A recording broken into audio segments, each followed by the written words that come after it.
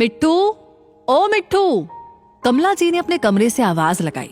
मिट्ठू ने तो सुन के भी अनसुना कर दिया, लेकिन कमला जी की बहू किचन में ही खुद ही बड़बड़ाने लगी। न जाने क्या जरूरत आ जाती है, खुद से तो कुछ होता नहीं, बच्चे को भी अपना काम नहीं करने देंगी। एक मैं ही रह गई हूं इनकी खिदमत के लिए, पता नहीं अभी और कितने दिन।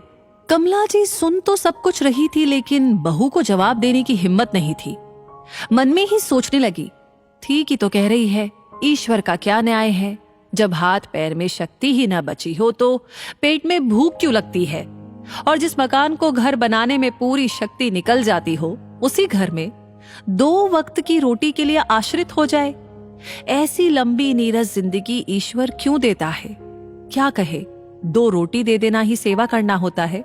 बच्चों के लिए ये हमारे मन को क्या पढ़ पाएंगे। अम्मा जी ने फिर से मिट्ठू को आवाज लगाई, लेकिन जरा धीरे से। शायद बहू की आवाज तो नहीं, भावनाएं उन तक पहुंच गई थी। अब की बार मिट्ठू आया और दादी के कमरे के दरवाजे से ही बोला, क्या है दादी, क्यों चिल्ला रही हो? तुझे देखना था, क्या पढ़ाई कर रहा था? मोबाइल में व्यस्त मिट्ठू बेपरवाही से बोला, और नहीं तो क्या। अच्छा बेटा, जा कुछ खा ले, फिर पढ़ाई करना, नहीं तो दिमाग में कुछ नहीं घुसेगा। अम्मा के कहने से पहले ही मिट्ठू जा चुका था। अम्मा इन सबसे बेखबर लगातार हिदायतें दिए जा रही थी। खाने का वक्त और सब खाने की टेबल पर, कमला जी का खाना उनके कमरे में। मिट्ठू ने कहा, मम्मा क्या बनाया है तुमने? मुझसे ये सब नहीं खाया जाएगा। मैं जा रहा हूँ दोस्तों के साथ कंबाइंड स्टडी करने, हम लोग वहीं पर कुछ ऑर्डर करके मंगा लेंगे। मुझे कुछ खास भूख भी नहीं। मधु ने कहा, ये क्या बात हुई, तुमने पहले क्यों नहीं बताया? और तुम्हें रोज रात में भूख क्यों नहीं लगती? मिट्टू बाहर जाते हुए, बाय मम्मा, प्लीज जबरदस्ती मत करो, मुझे बिल्कुल भी भूख नहीं है।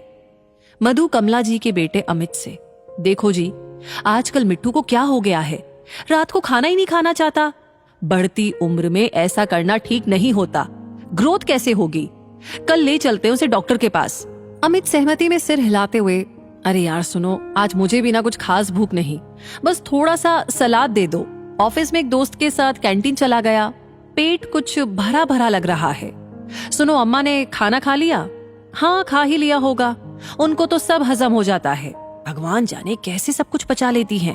ये बिना वजह की गई तारीफ कुछ तेज आवाज में की गई, शायद कमला जी को सुनाने के लिए ही की गई थी। और ये शब्द 75 साल की कमला जी के कमजोर कानों में हथौड़े की तरह लगने लगी। हाथ का निवाला फर्श पे जा गिरा। मुंह से शब्द निकलते भी तो कौन सुनता। आंसू खुद ही अपनी कहानी बयां करने लगे। किससे कहे, बच्चों, जो तुम लोग वक्त बेवक्त मुंह में ठूसते रहते हो तो तुम्हारा पेट भरा भरा लगेगा ही, क्यों भूख लगेगी भला?